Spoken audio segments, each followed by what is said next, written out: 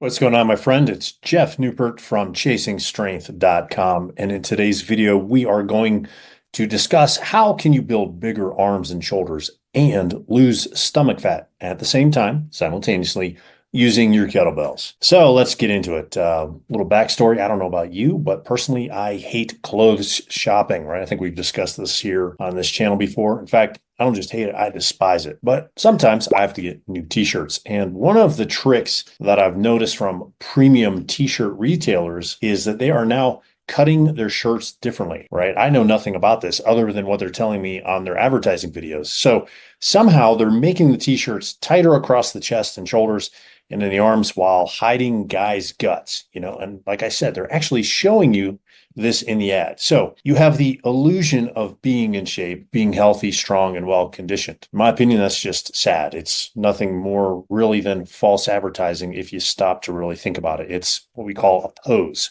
right? It's all hat, no cattle, as they say in Texas. Now, if you have muscular arms, shoulders, and an upper back, yeah, well, then these types of t-shirts will look even better on you if you're into that sort of thing. But here's the question. Why pose in the first place? Right. Personally, I think one of the reasons we as guys want t-shirts like that, right, is because we want to be strong, muscular, and lean. And because deep down inside, we know we're supposed to be that way. I think that it's part of our wiring, our DNA. That's why we're always competing with each other physically when we're young. Who can run the fastest? Who can do the most pull-ups or push-ups? Who can jump the furthest, the highest? That sort of thing, right? Know what I'm saying? Can you relate at all here? But, because certain men over certain periods of time have abused their strength, right, over the course of millennia, I guess you could say, we now live in a society where strong men are generally either viewed as bad men or at least men who shouldn't be trusted until, of course, they come running to someone's defense.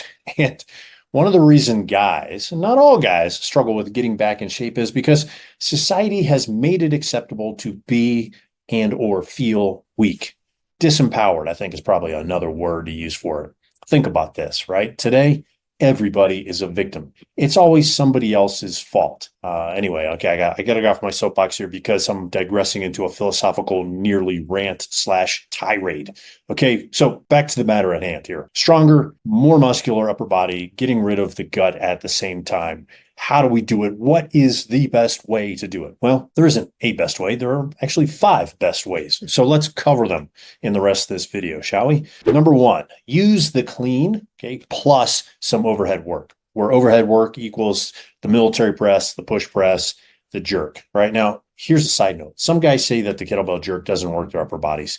And in many cases, it's because they're using the same load they're using for the kettlebell military press. So the reality is that there's not enough tension or strain on those muscles. Hence, there's no reason for the body to adapt, to get stronger, to lay down new muscle, right? So do yourself a favor. If you're going to use the kettlebell jerk, make sure you use heavier weights than you're using for your kettlebell press. If you don't, try doubling, even tripling the reps per training session. Now, why is that? Well, the clean trains the posterior chain. Okay.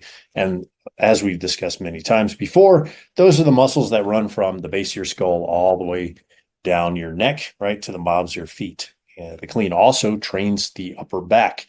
Okay. If you don't believe me, go grab a pair of 32-kilo kettlebells or heavier if you like, and clip off a set of 10 to 20, put them down and tell me how your traps feel. Okay.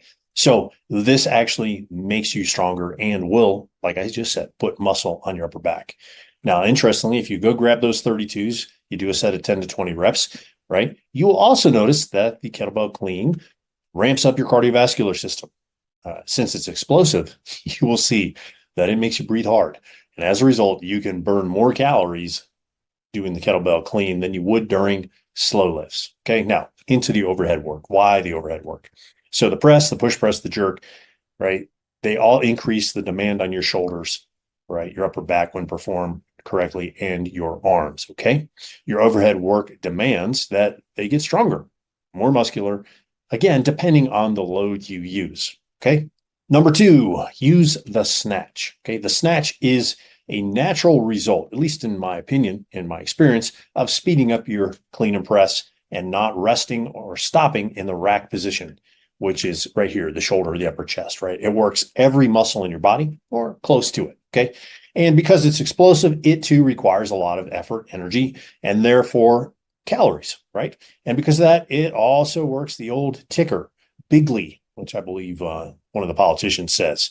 So when you're using the right load and perform for the proper sets and reps, the snatch triggers muscle growth in the arms, the forearms, and also the upper back. Okay. It also makes your lats stronger. And as a result, many guys report that their pull-up numbers increase or at least are maintained without actually training the pull-ups. All right. Number three. The number three way to do this is use just enough rest, AKA also known as much rest as necessary, but as little as possible. Okay. The mistake some guys make with their kettlebell training is that they use powerlifter rests. Okay. Long rest between sets, like 5 minutes or more. Big mistake. Okay. And that's because we still want that heart rate elevated so we can burn more calories both during our training sessions and, if you get it right, after your training sessions. Okay. So generally speaking, the more reps per set, the longer the rest periods between sets and vice versa. All right. Number four, sprinkle in your squats. Okay. This seems counterintuitive since everybody knows that squats train your legs, not your upper body. Or do they? Well, since the kettlebell squats, the goblet squat and the front squat are held or supported in front of the body, the upper body is critically involved in keeping the kettlebells in position. So the shoulders, arms, and upper back, not to mention your abs, are all engaged. And since the kettlebell squat family uses so many muscles, it's what we call energy expensive, once again causing you to breathe hard and burn more calories as a result. And last but not least, certainly not least, number five, learn how to manage your recovery. All right. Stomach fat is usually an indicator of higher than normal circulating cortisol. All right. Assuming you're not eating an excessive amount of calories like a pig. Okay. So as a result, your body is literally in stomach fat construction mode. It builds more fat from the stomach fat and the cortisol. Okay. So get rid of both stomach fat and the higher than normal circulating cortisol levels by doing the following. Number one, get 7+ hours of sleep per night. Number two, shorten your training duration. 30 minutes is plenty for most guys, 45 minutes max. Okay. Number three, watch your training frequency. 3 days is best or optimal for most busy, stressed out family guys. And number four, get enough protein, an adequate amount of protein, which aids in rebuilding your muscle and the entire recovery process. Now, you may have a question that goes something like this. Well, I've read that swings and get-ups are awesome. So what about swings and get-ups? What do you think about those? Where do they fit into this on the kettlebell exercise spectrum? Okay. Now, I've said this repeatedly, and I will probably say this until the day I die. Okay. Swings are a great entry-level kettlebell exercise, and they're the foundation for your other kettlebell exercises. Okay. We clear on that? The foundation. Great. Everybody should do them at one point or another. But the problem with this is that while you most certainly can lose the belly by using them, they don't do very much for your upper body musculature. And that is because your arm is typically straight. And the only thing that moves in your upper body is the shoulder joint, right? Shoulder flexion. Okay. And that is only partial shoulder flexion.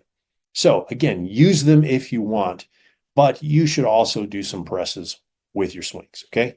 And now the same holds true for the Turkish getup, also called the getup.